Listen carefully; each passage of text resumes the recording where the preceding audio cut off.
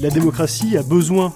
de la vérité pour survivre, tout comme la dictature, le totalitarisme a besoin du mensonge pour survivre.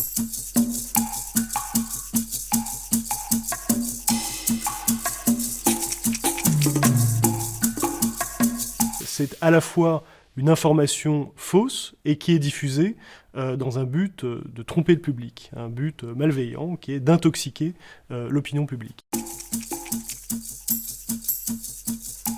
L'expression de fake news, elle est entrée dans notre lexique quotidien, en particulier depuis la campagne de 2016 et par son utilisation abusive, abondante par Donald Trump, qui l'a retourné en fait contre ses adversaires politiques, qui le critiquait comme étant un émetteur de fake news et qui a retourné complètement le stigmate en expliquant que les fake news, les producteurs de fake news, c'était ceux qu'il critiquait précisément. Alors détourner la vérité à des fins politiques, ça ne date évidemment pas d'hier, c'est sans doute aussi vieux que l'histoire de l'humanité, depuis qu'il y a des enjeux de pouvoir et que l'information est une ressource, y compris en cas de guerre, dans l'art de la guerre, on intoxique aussi l'ennemi avec des fausses informations, donc tout ça est très vieux. Ces choses-là ont pris une dimension toute particulière au cours des dernières années, et avec Internet en particulier, parce qu'Internet a servi de chambre d'écho et leur fournit, leur donne une chance historique de se développer, de se répandre à une échelle inégalée. On sait qu'il y a ces fermatrolls russes qui existent, on sait que des comptes sur les réseaux sociaux sont créés et qui pointent vers la Russie, on sait que la Russie dispose aujourd'hui d'un arsenal médiatique avec des chaînes comme RT, comme Sputnik également, pour faire valoir son point de vue. Puis on sait aussi qu'à la tête de la Russie, il y a quand même un ancien officier du KGB, donc qui est rompu à ces techniques-là pour faire avancer ses intérêts dans le monde. Lorsque le VIH apparaît au début des années 80, personne ne sait ce que c'est. La presse en parle et se développe la rumeur selon laquelle ce serait en réalité une maladie confectionnée dans un laboratoire secret américain, et que ce serait une arme biologique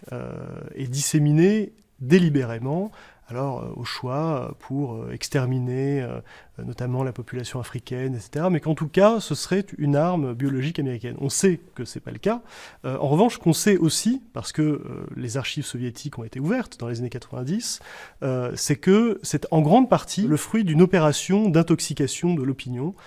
par le KGB et par la Stasi notamment, c'est-à-dire la police politique est-allemande. Une opération qui s'appelait, alors selon les sources, Infection ou opération Denver également. Et cette opération, elle a consisté à alimenter l'opinion publique, d'abord un premier article publié dans un journal indien,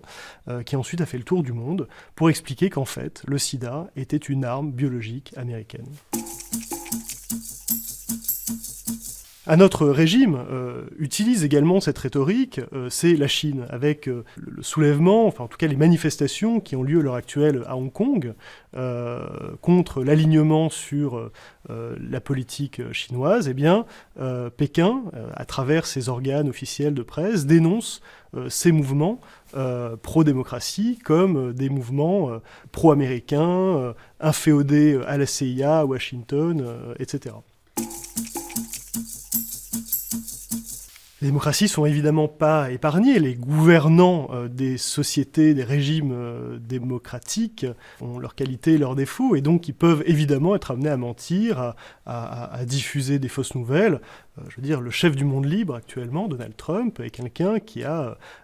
usé abondamment de théories du complot et de fausses nouvelles tout au long de sa campagne, et après, depuis qu'il est au pouvoir. Il dénonce quand même un État profond, il dénonce les médias qui le critiquent comme étant malveillant à son égard, etc. Donc non, il n'y a pas d'immunité a priori des démocraties par rapport aux mensonges, aux fausses nouvelles, aux théories du complot. En revanche, Jean-François Revel dit quelque part que la démocratie a besoin de la vérité pour survivre, tout comme la dictature, le totalitarisme a besoin du mensonge pour survivre.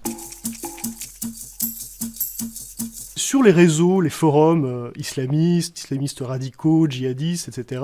circulent évidemment des rumeurs, des fake news, mais notamment une vision du monde qui est marquée au coin du complot, du complotisme. Au cœur de l'idéologie islamiste radicale, il y a cette idée d'un grand complot cosmique des juifs et des croisés contre l'islam, contre les musulmans, et que donc ce complot est une menace mortelle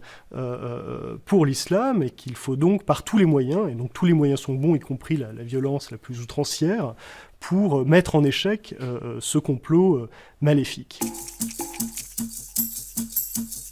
Ce qu'on sait, c'est qu'il y a une corrélation entre extrémisme politique et théorie du complot. Plus vous adhérez à un nombre important ou plus intensément à des théories du complot, et plus vous avez de chances statistiques d'avoir des sympathies, d'abord pour l'extrême droite d'ailleurs, ensuite dans un second temps pour la gauche radicale. Pourquoi l'un des pionniers de la réflexion sur ces questions-là, sur le complotisme, Richard Hofstetter,